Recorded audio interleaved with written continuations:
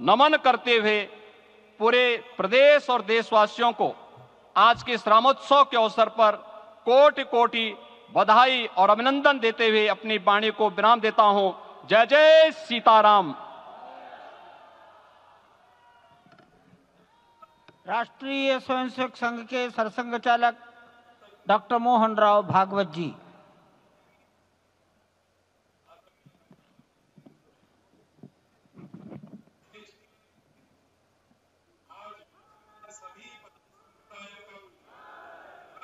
आदरणीय प्रधानमंत्री जी, उत्तर प्रदेश के आदरणीय मुख्यमंत्री जी, आदरणीय राज्यपाल महोदया,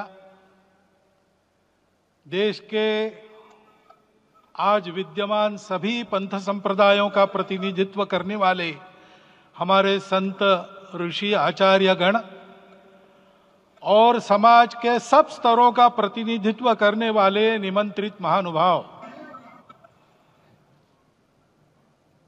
आज का आनंद शब्दों में वर्णनातीत है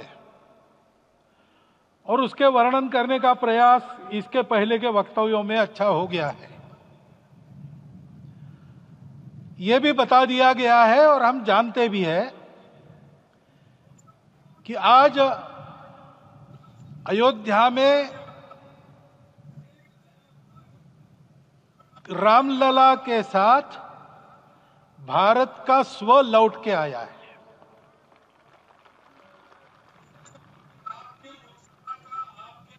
और संपूर्ण विश्व को त्रासदी से राहत देने वाला एक नया भारत खड़ा होके रहेगा, इसका प्रतीक आज का कार्यक्रम बन गया है।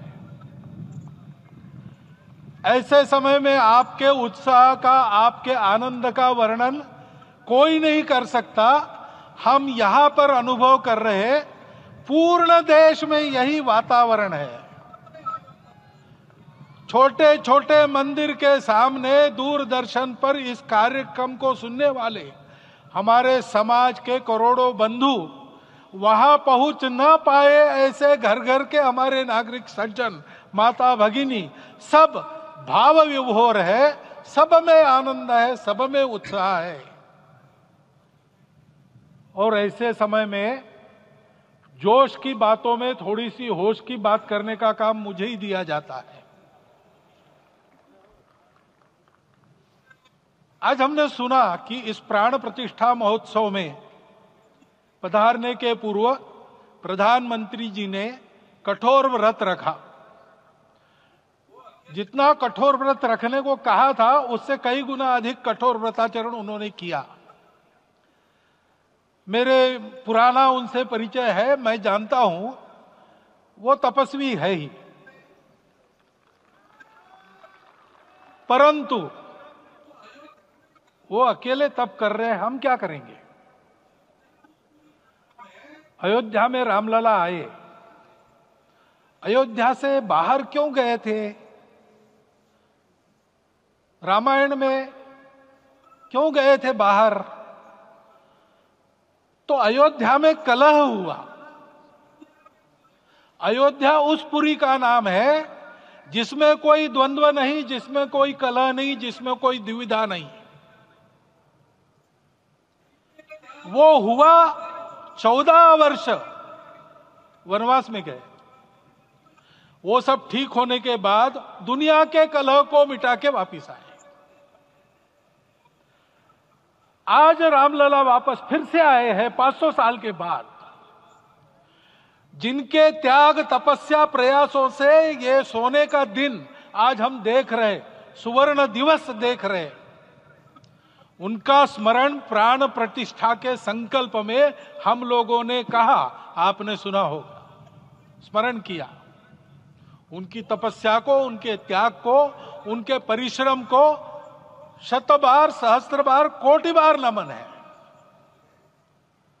रामलला के यहां इस युग में आज के दिन फिर वापस आने का इतिहास जो जो श्रवण करेगा वो राष्ट्र के लिए कर्म प्रवण होगा और उसके राष्ट्र का सब दुख दैन्य हरण होगा, ऐसे इस इतिहास का सामर्थ्य है।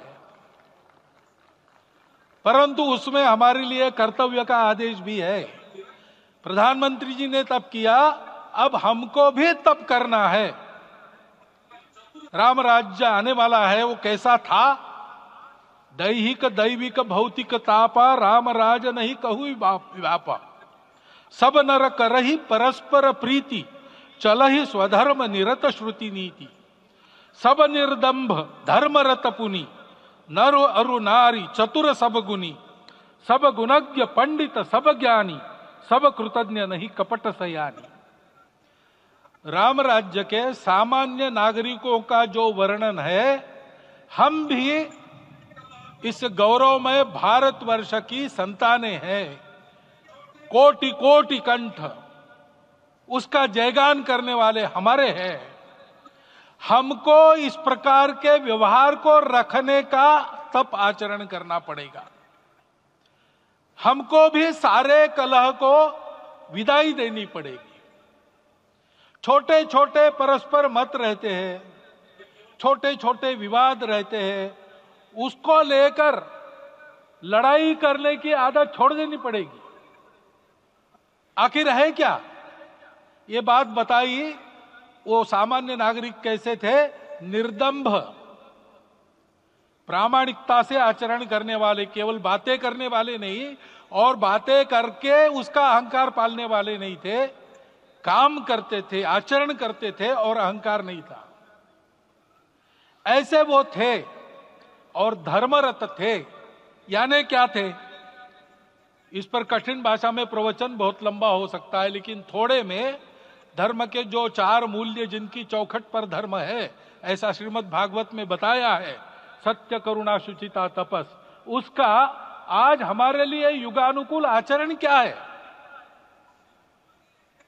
तो सत्य कहता है कि सब घटों में राम है, ब्रह्म सत्य है, वही सर्वत्र है। तो हमको ये जानकर आपस में समन्वय से चलना होगा, क्योंकि हम चलते हैं, सबके लिए चलते हैं, सब हमारे हैं, इसलिए हम चल पाते हैं। और इसलिए आपस में समन्वय रखकर व्यवहार करना, यह धर्म का पहला जो पैर है, सत्य, उसका आचरण है। करुणा दूसरा कदम है, उसका आचरण है सेवा और परोपकार। सरकार की कई योजनाएं गरीबों को राहत दे रही, सब हो रहा है, लेकिन हमारा भी कर्तव्य है, ये सब समाज बांधव हमारे अपने बंधु है। तो जहां हमको दुख दिखता है, पीड़ा दिखती है, वहां हम दौड़ जाए, सेवा करें, दोनों हाथों से कमाएं, अपने लिए न्यूनतम आवश्यक रखकर बाकी सारा वापस दे, सेवा और परोपकार के माध्यम से। यह करुणा का अर्थ आज है। शुचिता पर चलना है, यानी पवित्रता होनी चाहिए। पवित्रता के लिए संयम चाहिए, अपने को रोकना है। सब अपनी इच्छाएं, सब अपने मत, सब अपनी बातें ठीक होंगी ही ऐसा नहीं, और होगी तो भी अन्यों के भी मत है, अन्यों की भी इच्छाएं हैं। और इसलिए अपने आप को संयम में रखते हैं तो सारी पृथ्वी सब मानवों को जीवित रखेगी। गांधी जी कहते थे, earth has enough for everyone's need, but it cannot satisfy everyone's greed. तो लोभ नहीं करना, संयम में रहना और अनुशासन का पालन करना, अपने जीवन में अनुशासित रहना, अपने कुटुंब में अनुशासन रहना, अपने समाज में अनुशासन रहना। सामाजिक जीवन में नागरिक अनुशासन का पालन करना। भगिनी निवेदिता कहती थी कि स्वतंत्र देश में नागरिक संवेदना रखना और नागरिक अनुशासन का पालन करना, यही देशभक्ति का रूप है। इससे जीवन में पवित्रता आती है। और तपस का तो मूर्तिमान उदाहरण आपके सामने आज दिया गया। व्यक्तिगत तपस तो हम करेंगे, सामूहिक तपस क्या है? संगच्छध्वम, संवदध्वम, सम वो मनावसी जानता। हम साथ चलेंगे, बोलेंगे आपस में, उसमें से एक सहमति का संवाद निकालेंगे, एक ही भाषा बोलेंगे, वो वाणी मन वचन कर्म समन्वित होगा और मिलके चलेंगे, अपने देश को विश्व गुरु बनाएंगे। ये तपस हम सबको करना है। 500 वर्षों तक अनेक पीढ़ियों ने लगकर परिश्रम करके प्राणों का बलिदान देके खून पसीना बहाकर आज ये आनंद का दिन सारे राष्ट्र को उपलब्ध करा दिया। उन सबके प्रति हमारे मन में कृतज्ञता है।